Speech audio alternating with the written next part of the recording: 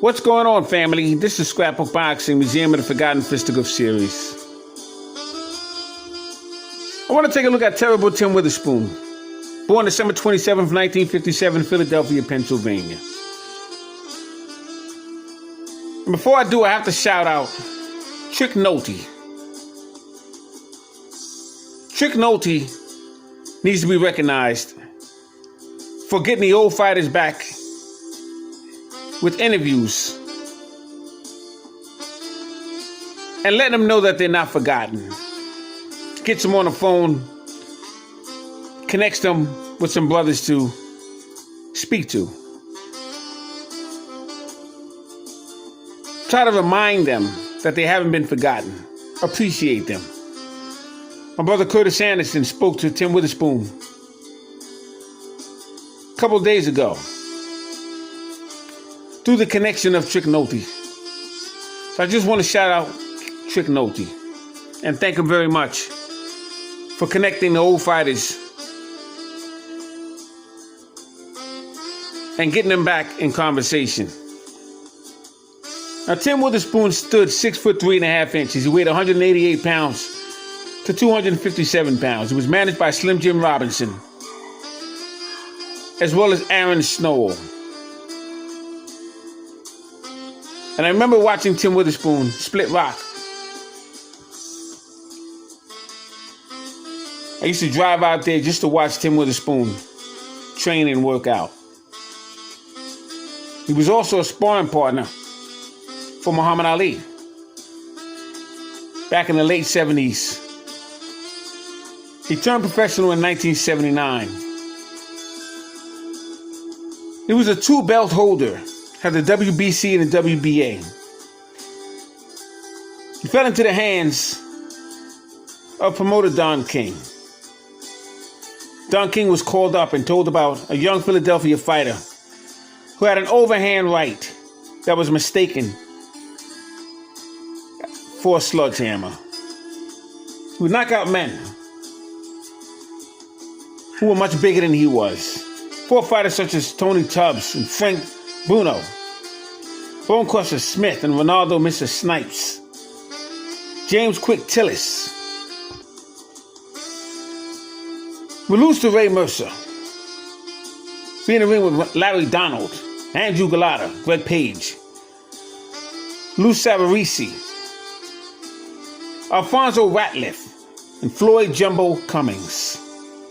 I was at New York Madison Square Garden when he fought Jorge Luis Gonzalez. He was on the undercard of Evander Holyfield and Bobby Ches. See, Tim Witherspoon would also be in the ring with Greg Page, Larry Holmes,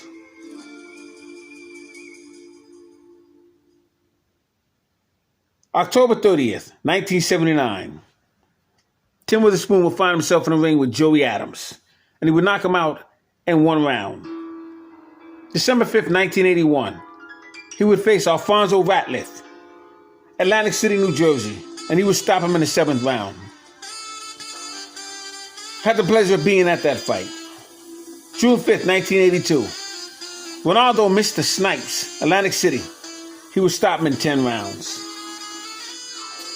Tim Witherspoon could bang. May 20th, 1983. He would be 15-0, Las Vegas, Nevada.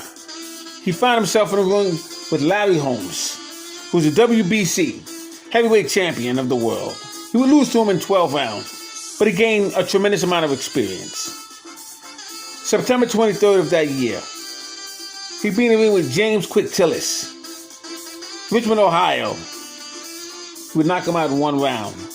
That would be for the NABF Heavyweight Championship belt. March 9th, 1984.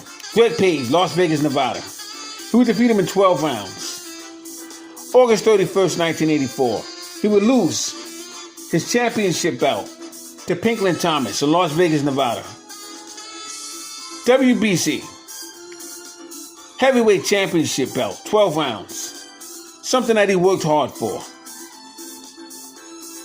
But see, Tim Witherspoon, although a very good fighter, I'm sure as he looked back, he could have been a little bit more disciplined. And that's the only thing that held back Tim Witherspoon.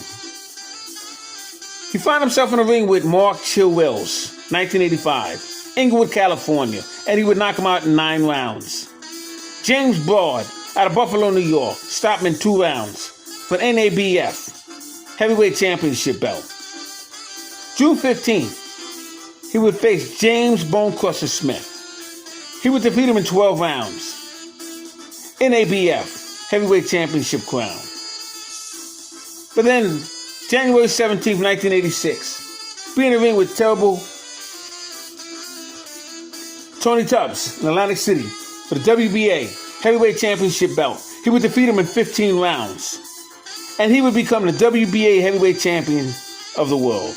December 12th, James Bonecrusher Smith, New York, Madison Square Garden. And he would lose that belt in a first round knockout. One of the most upsetting nights in terrible Tim Witherspoon's career. You see, he went down 3 times. Referee Luis Perez had counted him out. Many thought that Tim Witherspoon wanted to get out of his contract with Don King. Whatever the case, Tim Witherspoon was an outstanding fighter. He's very underrated. I salute Tim Witherspoon. And I just wanted to go back into his career. Let him know that we haven't forgot about him. Shout out to terrible Tim Witherspoon.